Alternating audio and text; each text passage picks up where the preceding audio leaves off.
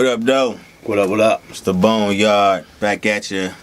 Got my man Origix in the house. Yes, sir. The Zone Radio, Too Raw for FM. Overall good dude. You know what I'm saying?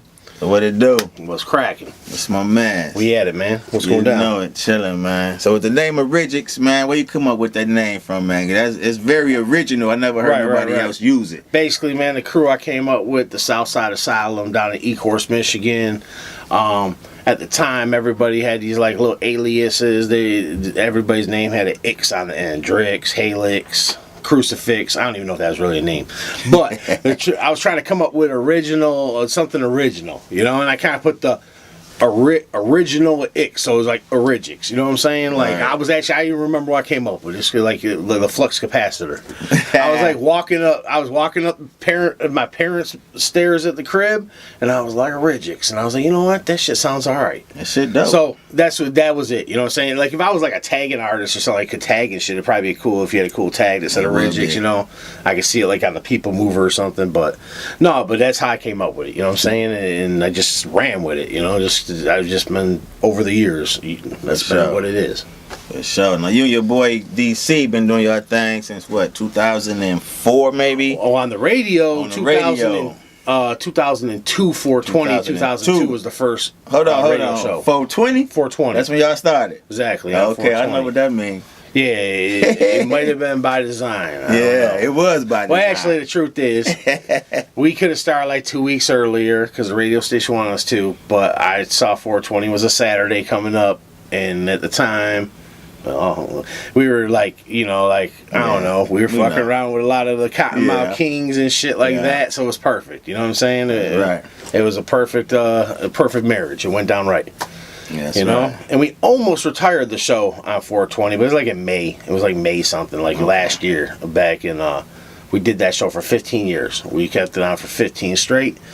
The Zone Radio, done all kinds of shit all around Metro Detroit and all over the country, just represent Detroit hip hop. But we retired the show because time has came to retire. Our format that we did is just we felt like it was time to retire it. So then I started a new format.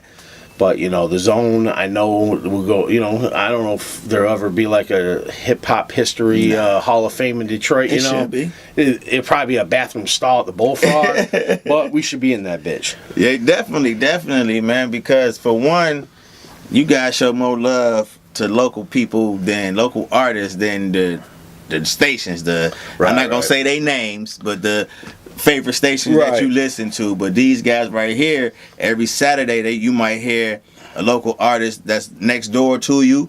After that, you might hear a national artist. You know what I'm saying? And we broke a lot of artists that are now national artists. You know what I'm saying? People that are now have good careers. We were the first people to ever play their music. I mean, you talk about before the internet really took off. Yeah. I mean, the early 2000s, the internet was, but as far as the whole streaming radio thing on the internet wasn't big yet. Mm-hmm. Yeah, the internet was around, but it wasn't like people weren't streaming on their phones and the shit. We were like talking about that back then, like, man, it'd be cool when you can do this and that, and all that shit now is happening, That's right. But it is what it is. Yeah, I know.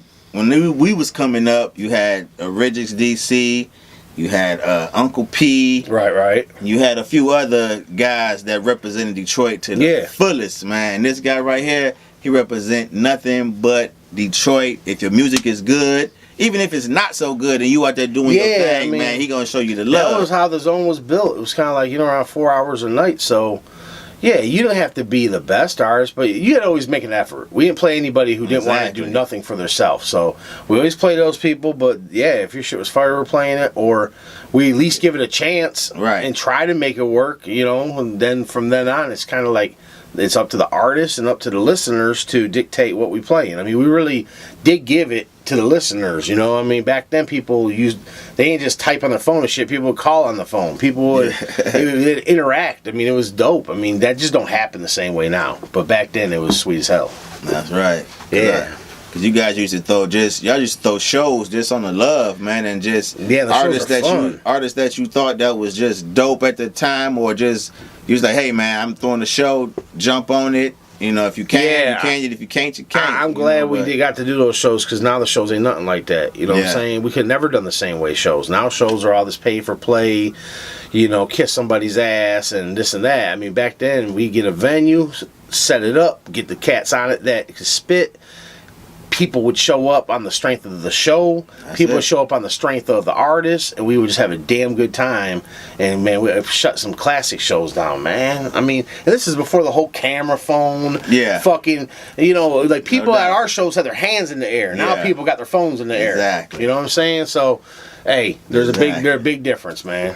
I mean, or they have a bottle in there. You know, that's how we used to do it. You know how we used to do it. You already know. But on top of that, you know what I'm saying, y'all merch game was tight too, man. So where y'all get the ideas, you know, for some of the logos and just the merchandise? I think everybody got the merch idea from like all those old heavy metal bands back in the fucking 80s and shit. Okay. Like they all had merch. Like Metallica, Megadeth, Slayer. Kids would walk around wearing that shit everywhere, man. You know, that was great marketing game. Like those heavy metal and punk rock bands had it right. Hip hop cats weren't really doing that. Yeah. They were wearing everybody else's clothes, you know, Carl Kanai, whatever, you know, cross color. They weren't wearing their own shirt.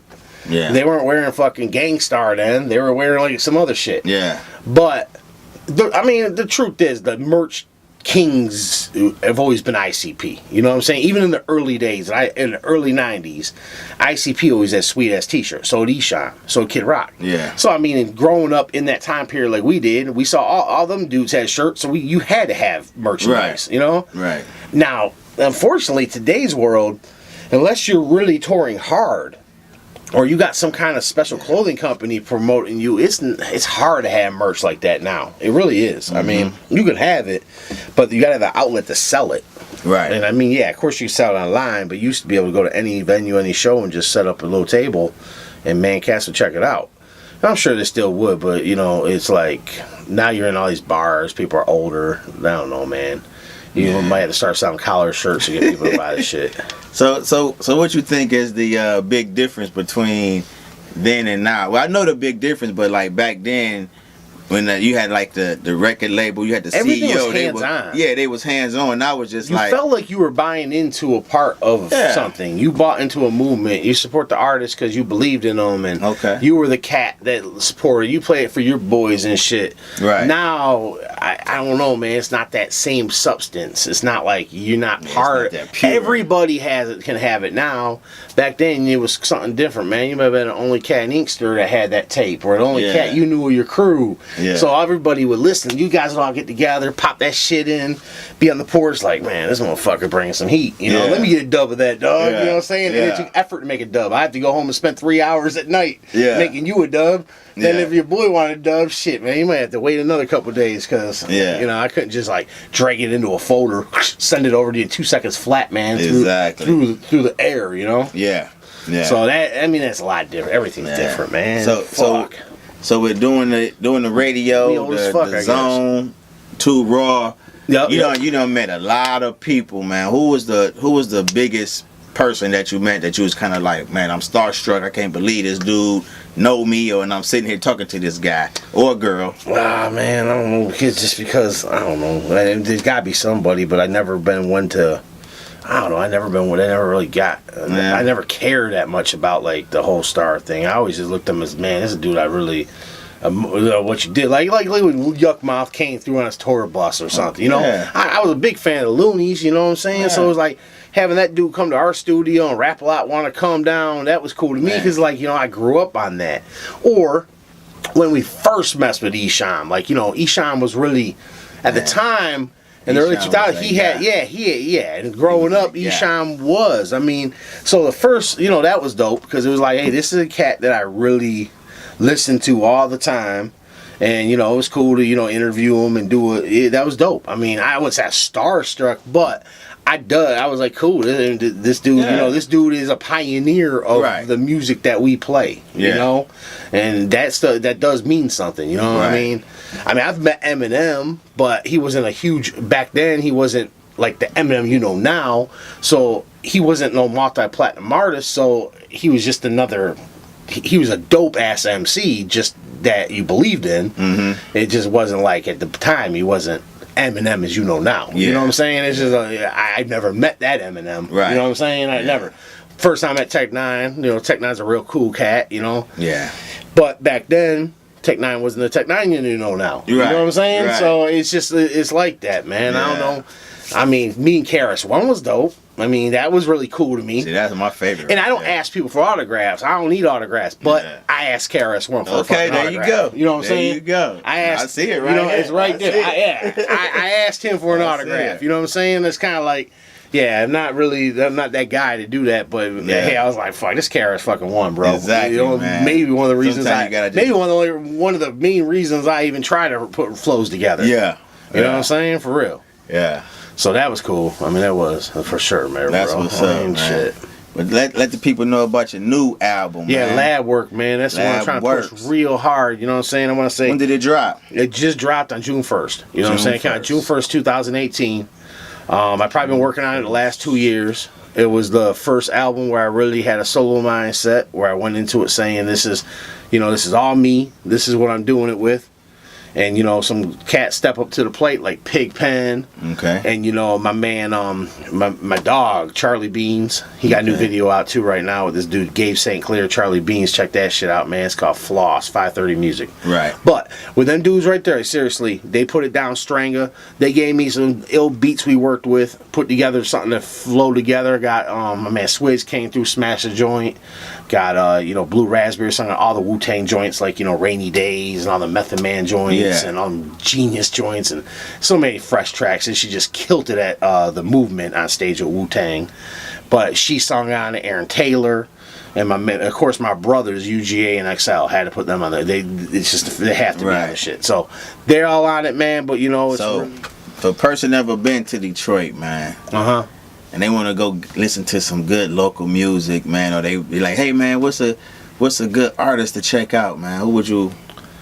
I would say, you know what? If you want, not necessarily your want to get that. No. But if you want to get that grind, you want to get that feel of Detroit. I'd say you gotta get some Seven the General. Okay. You gotta get some Nick Speed. Okay. Everybody knows Royce is in there and Elzai and all them dudes. Of course. Yeah. But you gotta go like there, man. You gotta get that Seven General. You gotta get that Nick Speed. You know what I'm saying? Because that shit is real. I don't know, man. That just, to me, that has that Detroit feel, something like that. You know what I mean? Yeah. Of course, man, we got Foul Mouth and we got Pigpen stuff and we got, man, there's so many dope Detroit cats. And I couldn't even sit here to name them all because I know I'll leave like everybody out. Yeah, just a couple. But myself, honestly, man, when I'm in that mood and I'm like, man, I need some shit that sounds like that street Detroit stuff, I'm rocking with Seven General, for real. No doubt. If I need that hip hop shit, probably, you know what I'm saying? You gotta fuck with Aztec and people like that. You know what I'm saying? Hey, there's so many different styles of Detroit music. Exactly. I mean, there's wicked, there's horrorcore, like even like Murder House, Toxic Minds, cats like that. They bring that fucking Detroit. That horrorcore underground. Yeah, I just got up on Murder House, man. They bring that to the table. There's so many different things, man. I mean, like I could break down all kinds of subgenres of. Yeah.